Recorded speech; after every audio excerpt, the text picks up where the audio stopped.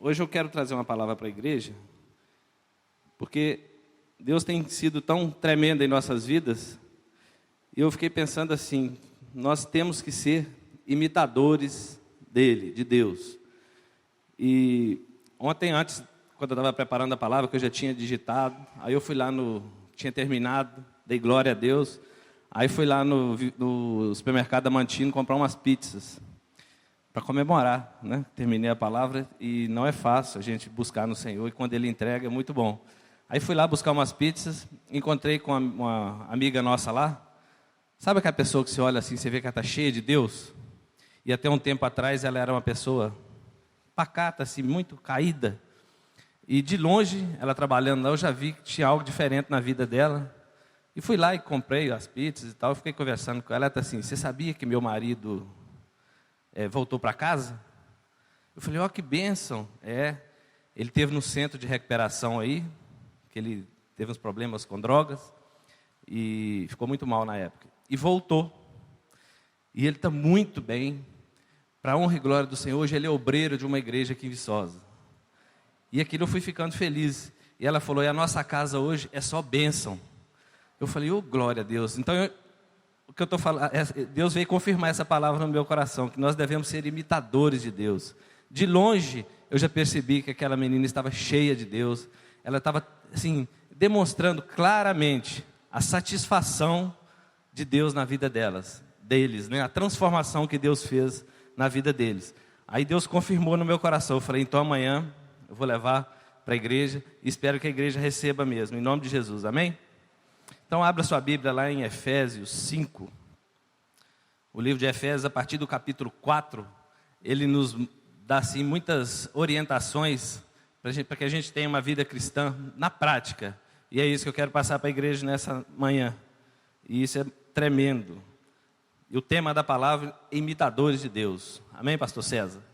Nós temos que ser imitadores de Deus em nome de Jesus. Efésios 5. Vamos ler só o versículo 1. Sede, pois, imitadores de Deus como filhos amados. O que a palavra diz aí? Sede o quê? Amém.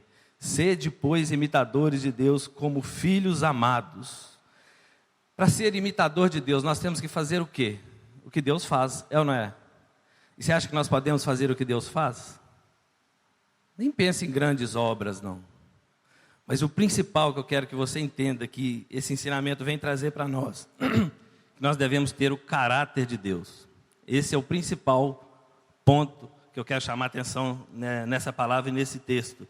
Nós temos que viver um estilo de vida parecido com o que Jesus nos ensinou. E o caráter de Deus é uma vida de santidade. Nós temos que ter uma vida de santidade. Aí nós temos o caráter, nós somos imitadores de Deus. Ontem eu vi isso nessa família que eu fui na Mantina. Eu vi a expressão de Deus na face dela. E nem vi o rapaz ainda. Essa semana eu vou visitá-lo. E o que Deus fez por nós que mudou a nossa vida assim para sempre? O que você acha que Deus fez por nós que mudou a nossa vida, a nossa trajetória para sempre? O que Ele nos deu de mais precioso que Ele tinha? Jesus. Ele deu o que Ele tinha de mais precioso para nós. Lá em João 3,16, a Bíblia fala isso, que Deus amou o mundo de tal maneira que deu o seu Filho unigênito para todo que aquele crê, não pereça, mas tenha a vida eterna. Então Ele nos deu o que Ele tinha de mais precioso. Para sermos parecidos com Ele, o que nós temos que fazer? O que nós temos que dar para Ele? O que nós temos de mais precioso. Então pensa aí, o que você tem de mais precioso? Que você mais ama assim? É sua família? Você tem que botar a sua família no altar do Senhor. Mas o que você tem de precioso? Carro, tem gente que gosta muito de carro. Seu carro é muito precioso, então usa ele na obra. Não estou falando para você dar ele para a igreja, não. Para você usar ele, vestir. Sua casa é preciosa. Tem gente que gosta muito da casa que tem. E a casa é muito bom a gente estar em casa. Usa ela para o reino de Deus. Aqui nós já temos assim, se você quiser usar, nós já temos a direção para você. Nós podemos abrir uma célula lá na sua casa. Então essa aí de cara nós já arrumamos uma função para a sua casa. E muitas outras coisas, seu conhecimento. Tem gente aí que é muito sábio. Então use esse conhecimento para gerar vida no coração das outras pessoas, para ensinar, louvar. A gente vê o pessoal louvando e cantando aqui. E eu sei que aqui na igreja tem muita gente que Deus já deu esse dom né, que tem muitos talentos, coloque em prática, né? Procura o pessoal do louvor e vamos juntos dar o que nós temos de mais precioso para Deus. Quem lembra quando Jesus esteve na casa de Lázaro? Não sei se foi na casa, eu sei que ele foi cear com eles, logo depois que ele já tinha ressuscitado Lázaro. Aí estava lá Lázaro e as duas irmãs. O que Maria fez? Ela quebrou o vidro de alabastro. Então, eu vou ler para você, João 12:3. Então Maria, tomando uma libra de unguento de nardo puro, de muito preço, muito caro, ungiu os pés de Jesus e enxugou-lhe com os pés com os seus cabelos. E encheu-se a casa do cheiro do unguento. Ela pegou o que ela tinha. Sabe quanto custava isso? Eu fiz uma conta. Se fosse hoje, aquele vidrinho de perfume ia custar em torno de R$7.500. Você teria coragem? Jesus aqui hoje, você pegar um vitrine de R$7.500 e tornar nele assim. Ela fez isso. Por que Jesus gostava tanto dessa mulher? E eu acho mais interessante que Jesus se alegrou muito. E eu tenho falado aqui que eu aprendi uma coisa com o pastor Marcos. Quando alguém te convidar para ir no jantar, na casa de alguém, leva seus discípulos, pode levar. Porque aqui você vai ver no texto que os discípulos de Jesus, está todo mundo com ele, inclusive Judas. E Judas não gostou muito dessa ideia dessa mulher. Para que você fez isso? Uma coisa tão preciosa, por que a gente não vende e dá para os pobres? Mas lá no livro de Marcos fala que a intenção dele era que vendesse, botasse no embornalzinho dele, para que ele pudesse roubar. E Jesus falou com ele que era o momento que ela tinha mais precioso com ele, e ela entregou ali. Então, já fica avisado para a igreja. Se alguém te chamar para ir no lugar, pode levar seus discípulos, amém? Isso, pode levar. O pastor Marcos sempre fazia isso com a gente. Alguém ligava para ele, estava todo mundo aqui. Vamos, gente, aniversário na casa de fulano. Não, mas convidou só o senhor. Não tem problema não, vamos todo mundo. Isso nós aprendemos com ele. Só não dá palpite errado, igual Judas, né? Cuidado com o que você fala lá, porque você pode também prejudicar, né, essa confraternização. E então, por que Maria fez isso? Porque ela reconhecia Jesus como Messias. E nós, como Lázaro, um dia também fomos o quê? Nós não morremos? E Deus nos deu uma nova vida? Então nós estamos no mesmo patamar desse homem aqui, de amor e de entrega dessa família. Por isso nós hoje nos alegramos muito quando as pessoas chegam para a nossa célula, na nossa casa. É a presença de Deus na nossa casa, é Jesus, é o Espírito Santo de Deus no lar. Então o que nós temos que fazer para ser imitadores de Deus? Praticar boas obras, ajudar os necessitados, né? Nós temos que fazer isso tudo. Vamos voltar, vamos lá agora no Efésios 5:2. Então nós temos que ser imitadores de Deus, no versículo 1, vamos ao 2 agora.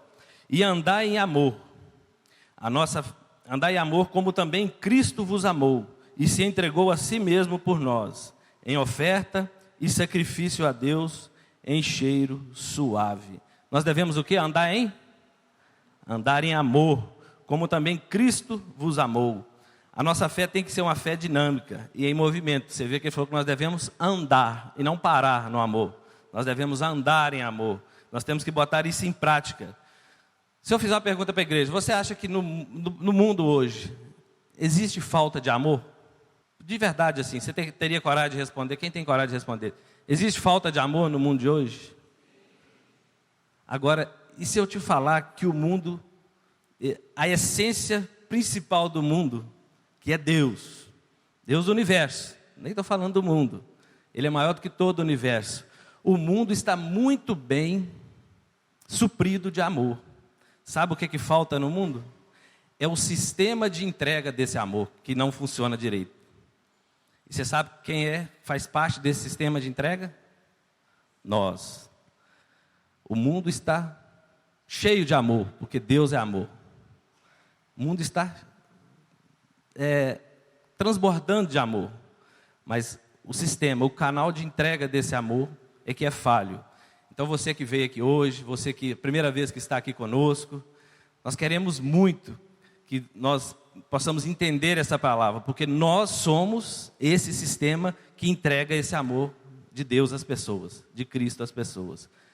É nossa responsabilidade. Por isso que a gente quer juntar o máximo de pessoas possível, para que o mundo inteiro entenda que esse amor já existe, Esse amor já está em nós. Então, o problema então não está na fonte, né? O problema está no canal de entrega.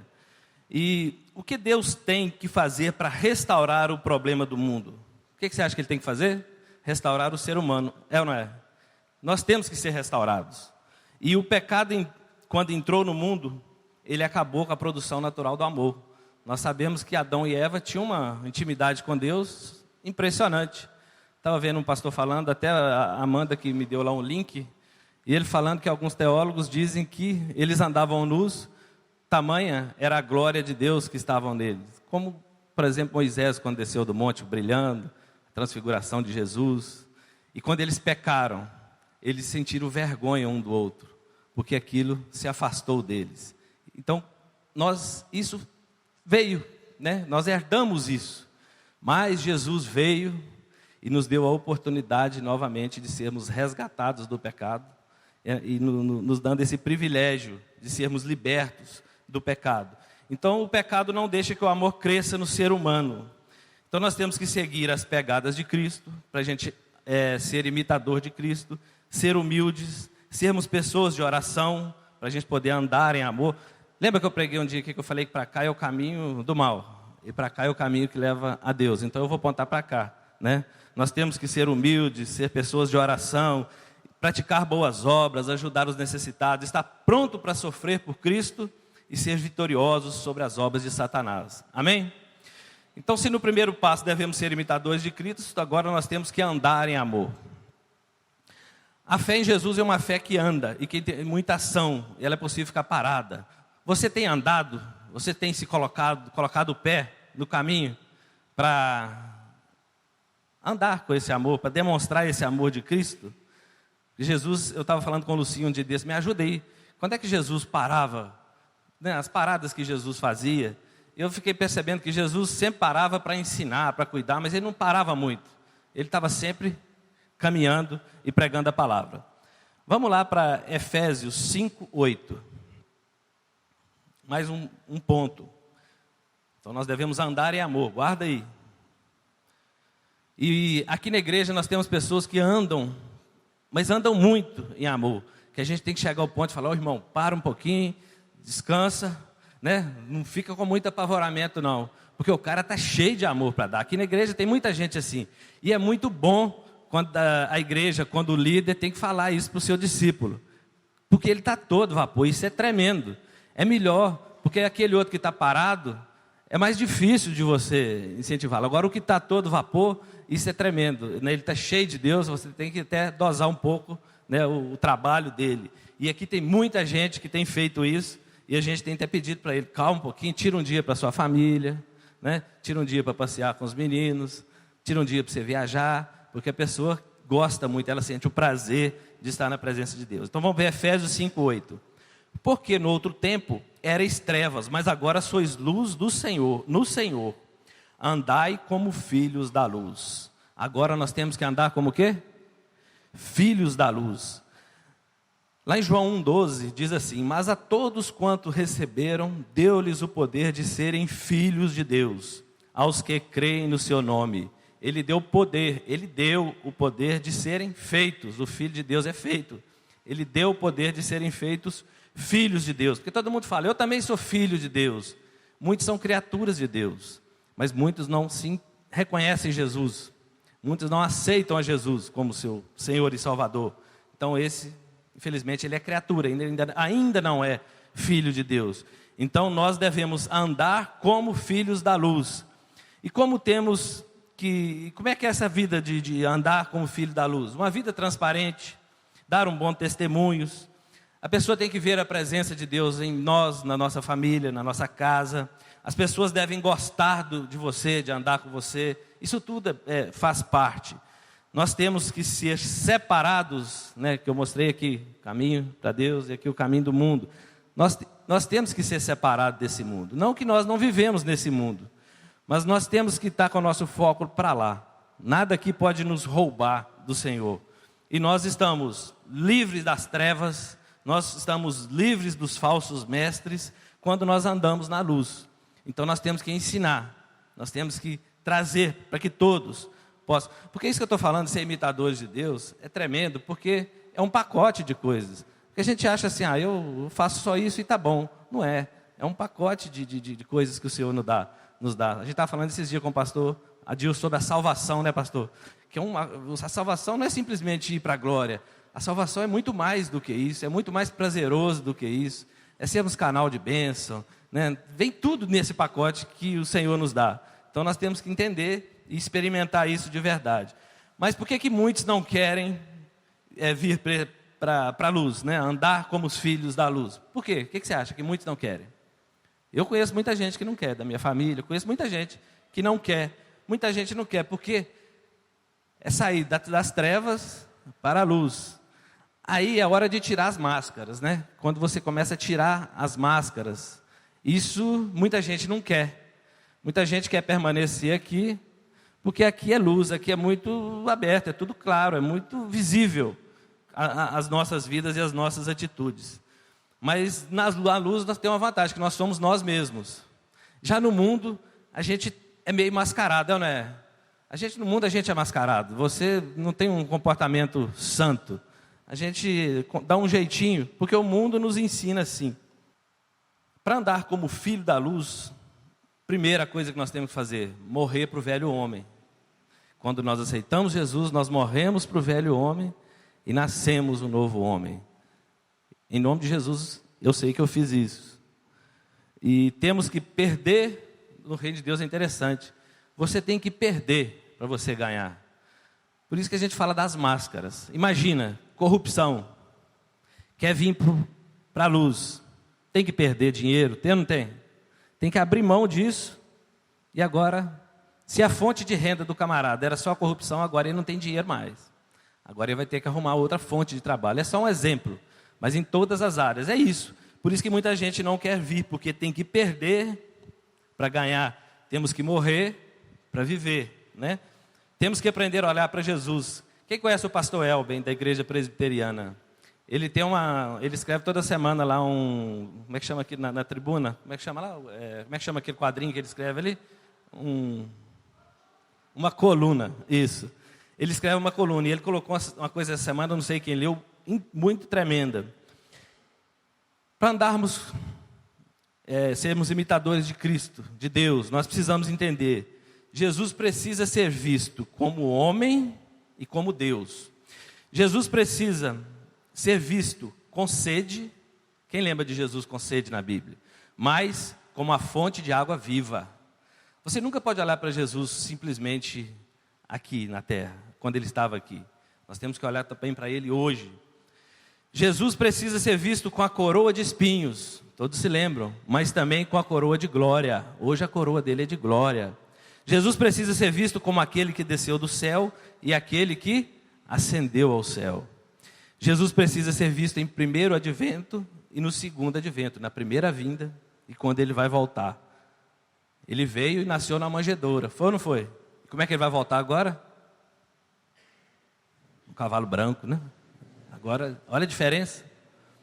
Jesus precisa ser visto como Salvador e como Senhor. E nós temos que conhecer a Jesus para andarmos em amor como filhos da luz. Se a gente não conhece Jesus de verdade, é isso que o pastor falou, né, pastor? Salvação é isso, a gente tem que entender isso, porque senão nós continuamos aqui.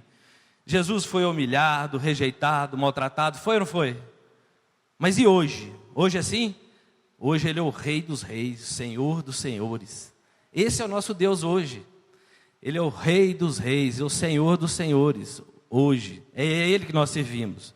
Ele fez aquilo tudo para demonstrar para nós o quão grande Ele é. E o quanto nós podemos também ser imitadores dEle. Por isso que Ele fez aquilo tudo. Vai lá para Efésios 5,15. A Bíblia fala que um dia todos vão dobrar os seus joelhos diante dEle. Já pensou? Todos aqueles que acham que isso é bobagem. Um dia nós vamos ter que dobrar os nossos joelhos diante dEle. Portanto, Efésios 5,15. Mais um tópico. Portanto, vede prudentemente como andais. Presta atenção como é que você anda. Não como os nécios, mas como sábios. O que é nécios? Pessoas que não aproveitam tudo que Jesus nos oferece. Pessoa desligada. Então nós devemos andar como sábios. Você tem andado como um sábio no reino de Deus? Nós temos que ser imitadores de Deus, andar em amor, andar como filhos e andar como sábios. Ser prudente, porque quando eu falei, lembra, a gente tem que ser humilde. Jesus era humilde, mas nós não temos que ser bobo, porque nosso rei é o rei dos reis, é o Senhor dos senhores. Nós temos que ser humildes, mas não bobo. Nós temos que ser prudentes, andar em verdade, agir com retidão e justiça, fazer boas escolhas. Nós temos que aprender a fazer as escolhas certas.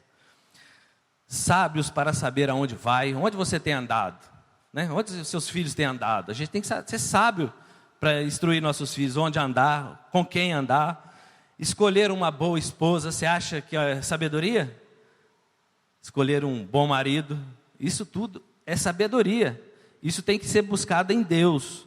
Uma boa profissão. Quem não quer estudar, quem não quer se preparar, quem não quer ganhar dinheiro, mas tem que ser sábio. Porque se você fizer conforme os jeitinhos do mundo, aí não vai funcionar, não é assim? E Paulo está nos chamando para um estilo de vida diferenciado, quando ele escreveu essa carta.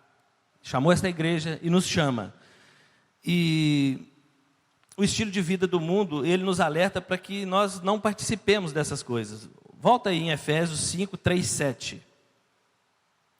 Ele nos alerta para não participarmos das coisas deste mundo. Acharei? Efésios 5, 3 e 7.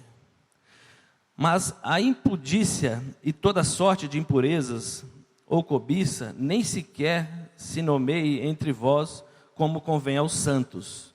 A gente não deve nem falar disso. Nem conversação torpe. Cuidado com o que você fala. Não joga a conversa fora. Nem palavras vãs ou chocarrices, coisas essas inconvenientes. Antes, pelo contrário, ações de graças. Sabeis, pois isto, nenhum incontinente ou impuro ou avarento, que é idólatra, tem herança no reino de Cristo e de Deus.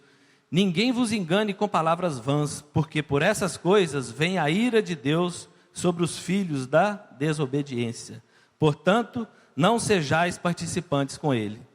O Senhor nos alerta para certos cuidados. Nós temos que tomar muito cuidado com o mundo em que vivemos, com o que participamos, porque isso pode nos roubar desse caminho que é Cristo, esse caminho de andar, né, com sabedoria. E qual o grande desafio da vida cristã? Então, ser parecido com quem? Com o Pai. Você acha que Deus é seu Pai? Tá o Pai, tá o Filho, não é? Você acha que eu estou olhando para Deus aí? Amém? Tá o Pai, tá o Filho. A Reinaldinha ali, parece comigo? Nada a ver, né? Fisicamente, mas assim, ensinei muita coisa para ele. Tá o Pai, tá o Filho. Se somos imitadores de Deus, precisamos ser parecidos com Cristo. Por que com Cristo? João 14, 9, não precisa abrir não. Quem vê a mim, vê o Pai, Jesus falou.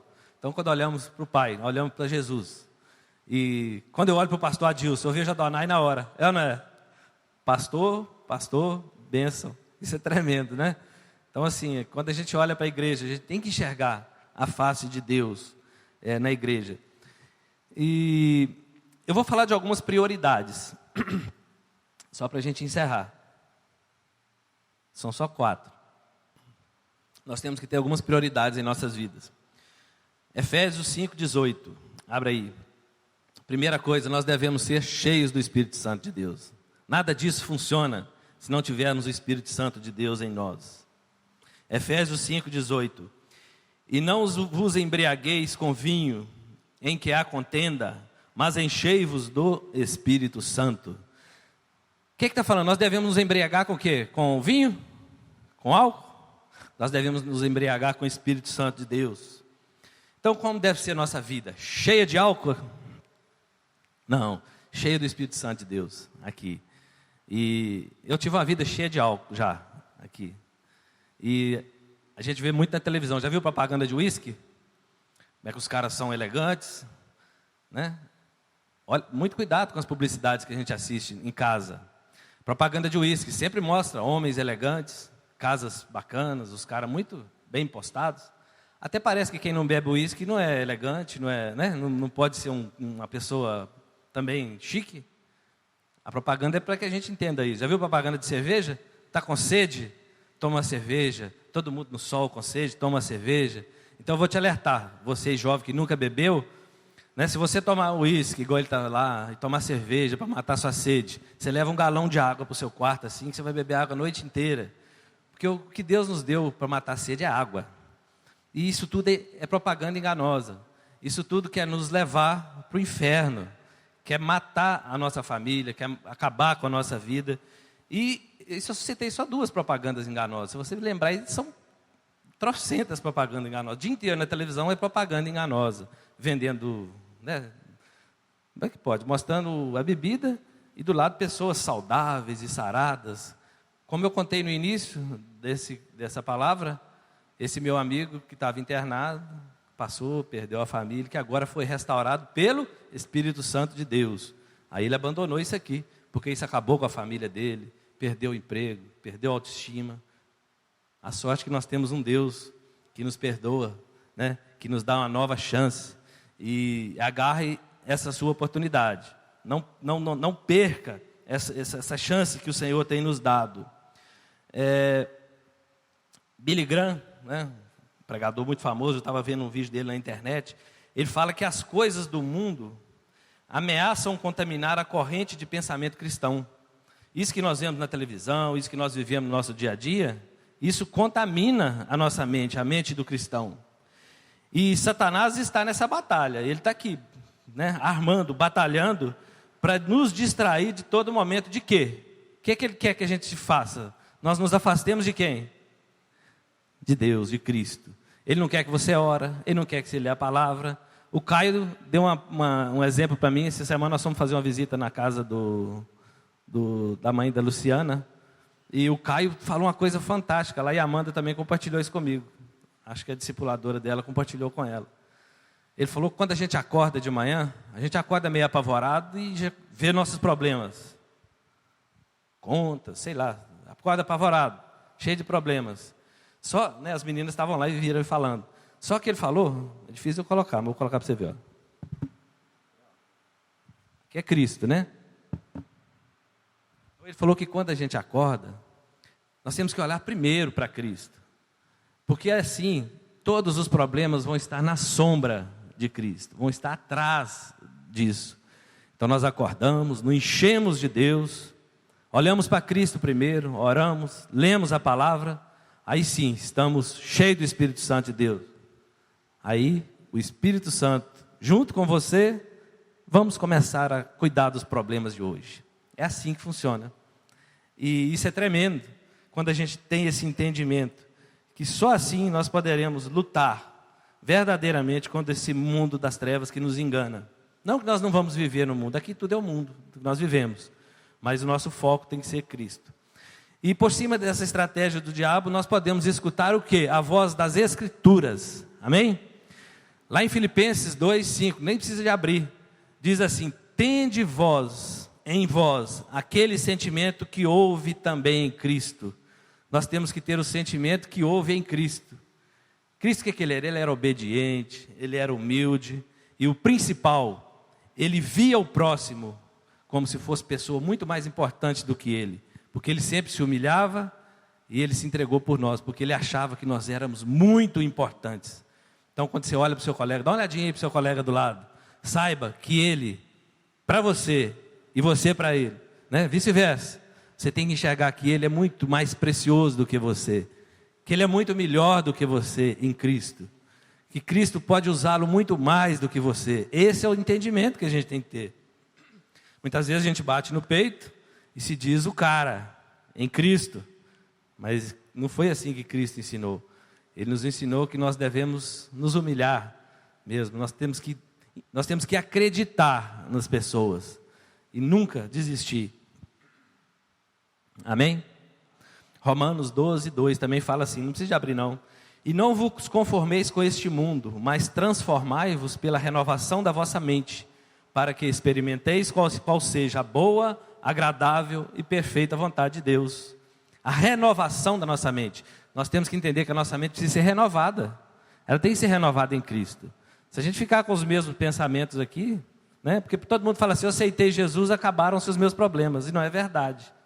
O nosso espírito é vivificado, mas o nosso corpo e a nossa alma é um processo de santificação, é um processo, um trabalho diário que o Espírito Santo vai fazendo em nós, através da palavra, através da igreja, dos cultos, de tudo que você participa.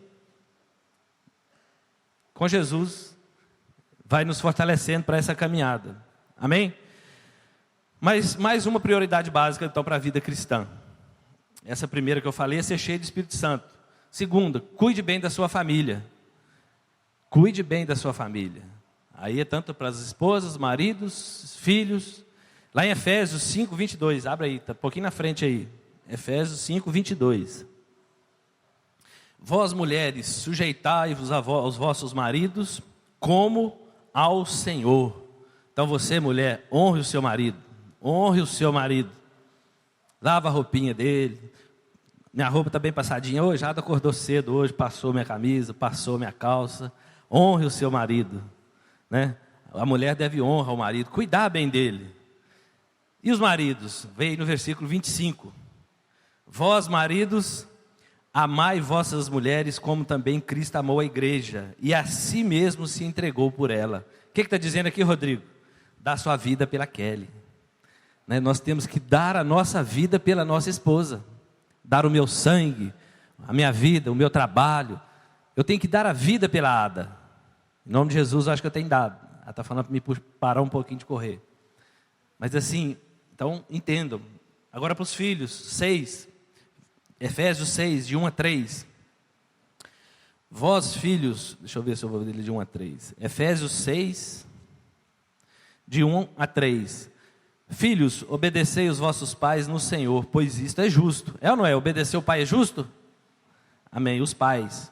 Honra o teu pai e tua mãe, que é o próprio mandamento com promessa, para que te vá bem e sejas de longa vida sobre a terra. Então quem quer ter uma vida longa? Honra os teus pais, honra a tua mãe, né? É uma promessa de Deus para nós.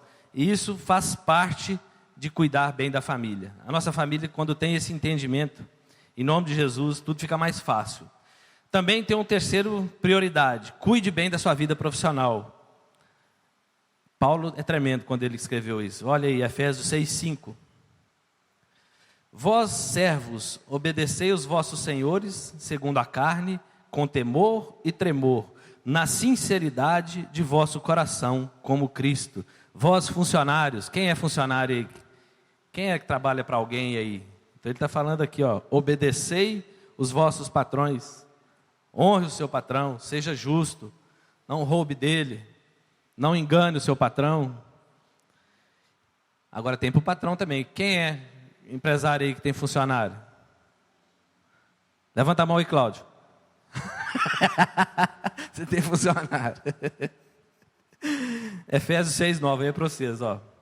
E vós, senhores, fazei o mesmo para com eles, deixando as ameaças. Não estou falando que Cláudio faz isso não, só porque ele é empresário. Deixando as ameaças, sabendo também que o Senhor deles e vosso está no céu, e que para com ele não há acepção de pessoas. Então somos todos iguais. Talvez você trabalhe para o cara mais rico desse mundo. Você tem que olhar para ele como melhor do que você. Mas para Deus nós somos iguais. Ele tem o mesmo valor do que você tem. Então, isso também nós devemos cuidar da nossa vida profissional. Então, quando você for para a faculdade, né, você vai se formar, vai ser um profissional. Não imagine lá que você vai ser melhor do que o seu liderado, que você vai ser melhor do que aquele que não estudou, só porque você tem algum conhecimento. Porque o conhecimento de Deus, que um dia nós vamos fazer parte dele, isso tudo que você sabe, não representa nada diante dele. Isso tudo que você acha que entende, que você domina, isso não representa nada diante dele. Isso é igual, por isso que todos somos iguais. Amém? E eu queria falar sobre o Tatão aqui. Tatão também é empresário. Esses dias eu fui na oficina dele de manhã, eu achei tremendo. Eles têm um hábito lá, um costume muito legal. Eu cheguei lá muito cedo, então eles se reúnem antes de começar o trabalho, lá nos fundos.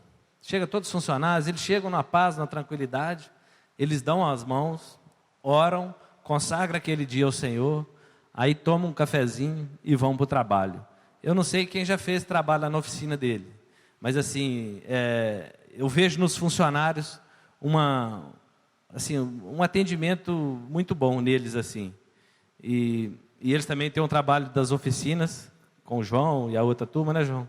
Com o Rômulo. Toda semana eles se reúnem e faz também uma célula entre as oficinas da cidade. Coisa tremenda. Deus abençoe vocês. Que isso, assim, isso contagie seus funcionários, né? Tem o João, tem o Rômulo, tem o Tatão. Vou fazer propaganda de todo mundo, que nós vamos levar os carros lá. Vocês me ajudam lá, né? E o último tópico, que está lá em Efésios 6, 10 a 13.